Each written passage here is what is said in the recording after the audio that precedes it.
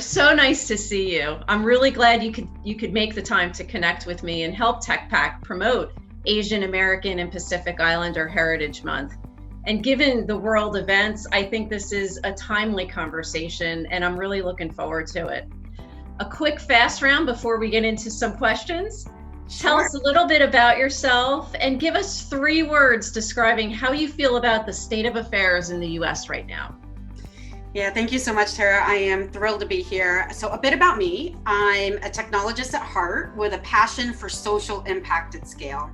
I spent a majority of my career at IBM. I'm now CIO at Save the Children. One thing to note, given our topic of discussion today, I did a short assignment at IBM. Even though I'm a technologist, I was a diversity program manager. I helped to stand up IBM's first diversity councils and affinity groups way back in the 90s. So I really was thrilled with that experience. And then also at IBM was one of the youngest Asian female executives before I transitioned to nonprofit. So I thought those were both applicable to today's discussion. As for 3 words, I would say, and I'm not an emotional person at work, but today's state of affairs makes me quite emotional. Sad, angry, and galvanized to take action are really the 3 words that come to mind. Yeah, that's great, Sarah. I appreciate that. And I appreciate you digging deep on that and your background. So, it's always nice to hear the journey that people take because there's no one right road. So given the recent violence targeting the Asian community, unfortunately, it's not new. What is your perspective on any unique elements at this moment in time versus the past? And what do we need to do in order to sustain the awakening and get to outcomes? Yeah, the Asian community has lived either in silence or without a voice for so long. I think some of the unique factors are actually the modern age of where we are, the modern digital age. We are so connected now to live information, the news, the media, social media. What might have been unseen, unheard, unknown in the past, it's now seen, it's heard, it's known at the tip of our fingers. It's all kind of right in our face.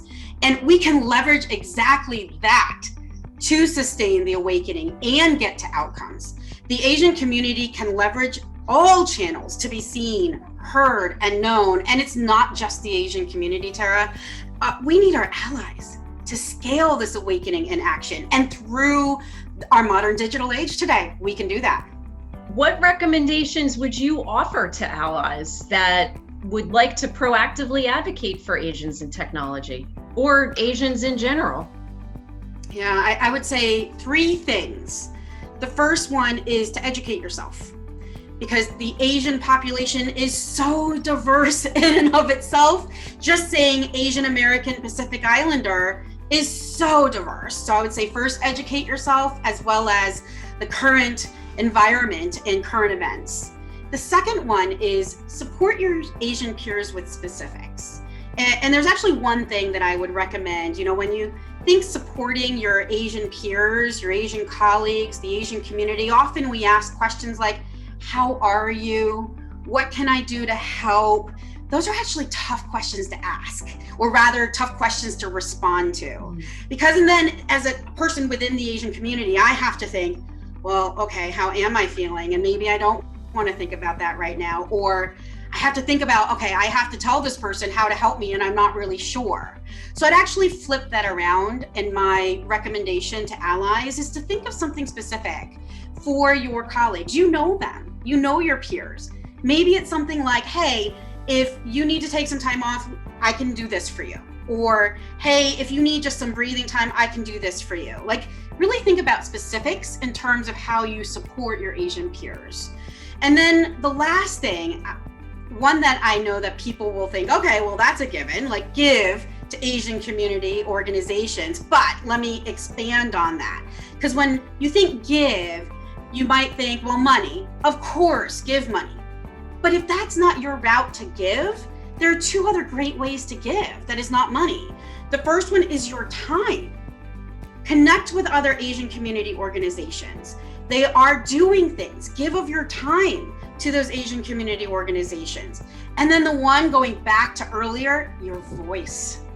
I mean, now we're living in this age of people have a voice. And so you can lend your voice on behalf of the Asian community. So the three things: educate, support, and give. I think that's good advice for anybody looking to help. When you think about people you've worked with in the tech community, are there any unique perspectives or differentiators that you believe Asian teammates bring versus other groups? I have to say, Tara, that is an interesting question, because on one hand, I could answer in terms of Asian stereotypes, right? Which we don't want to fall into, right? Because Asians tend to be, one of the stereotypes is the model minority, right? So highly competent, deferential, and by way of that can often get lost in terms of the need for focus on the Asian community. But I would say I don't want to answer that question in terms of those kinds of stereotypes. I would answer it in terms of just diversity of perspective. Asians, like I mentioned earlier, come from so many different cultural backgrounds. They come from so many different paths to get to where they are today. And so it's that diversity of perspective that I would say lends itself into a diversity of idea generation, and being more than the sum of your parts as a team and pulling from multiple views and insights. Yeah, that's great. More sage advice. Thank you. So the percentage of people of Asian descent in C-suite roles is a minute fraction of the percentage of the population and lags other ethnic minority groups. What do you think are some of the barriers that need to be overcome, whether systemic or otherwise, to enable others to achieve the C-suite as you have? That bamboo ceiling, as the I've never heard that refers to it, yes, is very similar to the glass ceiling for women. And I'm an Asian woman in technology, so facing both. And I would say it is a conflict of stereotypes in terms of what Asians face in moving up the ladder to these leadership roles. It is the being unseen and unheard as the model minority. Often then the Asian community don't get that focus in terms of what do they need for development and career growth. A couple others that come to mind, for example, another Asian stereotype is being highly competent. And just a stereotype, you can walk into the room and be seen as being highly competent. I would say that comes with two kinds of conflicts. So as an Asian, do I continue to be highly competent? Well, of course, as a person in the general workforce and as a leader, I want to continue being competent, but then will I be seen as being threatening, right? And that's that stereotype again. Or do I succumb to that stereotype and say, okay, so then I'm not going to be competent because I don't want to actually be seen as threatening? Well, then that doesn't really do much for me in my career. So it's a lose-lose kind of conflict in stereotypes. Another one that I would say is the stereotype of lacking social skills. And the conflict there is there's this nuance in, well, do Asians understand how to be assertive? And the nuances of the social skills associated with being assertive. So the conflict there is, as an Asian, do I show how I can be assertive, but then get penalized for not fitting into that stereotype? Or do I not be assertive? And again, I penalize myself in terms of my effectiveness in the job that I was meant to do. So these are really some examples of these stereotypes and how conflicting they are and how they can prevent the Asian community from breaking through that bamboo ceiling into these higher level leadership roles. So I would say one thing I'd recommend to shatter that bamboo ceiling is to talk about this in companies. Talk about the stereotypes, bring them to light, and then help with allies and with the Asian community to shatter that bamboo ceiling. I love that, Sarah. And I've never heard the bamboo ceiling, so that I've learned so much already just in these few questions. And so conflicting. Yeah, I can't imagine, struggling with those conflicts in my own mind. I saw a quote on LinkedIn that said, just because I am in a privileged room, it doesn't mean we paid the same price for entry. Are there any lessons you learned along the way that you could share with our participants today that can reduce others' price for entry? This is where I'm going to meander a bit in my answer here. And okay. When I think about this question, I feel really fortunate that I have had a lot of luck, I guess, in my life in terms of having the right sponsors, having the right mentors, having the right people around me who believed in me. And so I do feel that my price for entry, I was extremely fortunate to not have a very high price for entry. But I guess the way that then I would answer that question is maybe the things that I was fortunate to have. And so not so much lessons learned, but more so the way that I lowered my price for entry was to have mentors. And we talk about mentors a lot in our professional world, but I actually have a formula for the way that I've moved forward in my career for mentoring, both being a mentor as well as finding mentors. I have always had peer mentors, and these are people who are trying to achieve the same thing in their careers and are at the same stage as I am in my career, so we can augment and amplify each other's learnings and help each other out as peer mentors. The second kind of mentor that I've had is a next step mentor. And this is somebody who is in their next step in their career where I could see myself. And so I asked them, well, how did you do it? Can you help me? Steps 1, 2, 3.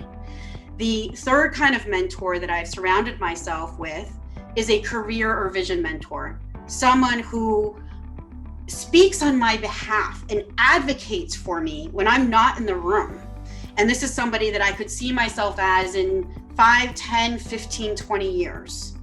And then the one that is often forgotten that has been so critical for my own career is a reverse mentor. This is somebody who is where I came from, whether it was my last job or several jobs prior, but because technology is changing so fast, I'm a technologist, I can't keep up with it. My 17-year-old daughter doesn't know it, but she's a reverse mentor of mine. She knows more technology on her phone and keeps up with it, I swear, more than I ever could. And so she is one of my reverse mentors. And I've always surrounded myself with so many different kinds of mentors. So I would say that is one very specific thing that I would offer in terms of lowering that price of entry. I think that's great advice, Sarah. And we hear the importance of mentors and building your network. So I think, and you said you were fortunate, but I think you're highly skilled too. So I never like to hear people say that luck got them places, but that's great. So in closing, I'd just like to give you a warm thank you from your friends over at TechPack for your time today and your continued support. And one more fast round question. What 3 words make you hopeful for the future? I love these 3s. I would say the 3 words are bravery from those within the Asian community for taking this moment in time to be heard. The second word is allyship, which we talked about, from those within our allied communities and for their support. And the third one is next generation, right? From those who are witnessing, experiencing what's happened right now. And we can already tell the next generation is already focused on changing hearts and minds about so many issues. That makes me extremely hopeful for the future. Yeah, that's great. That's great. The future is in their hands, and it's really fun to see how they're latching on to, you know, technology and what's ahead. Exactly. So, Sarah, thank you so much. It was good seeing you. I don't want to take too much more of your time, but maybe I'll see you soon. My pleasure.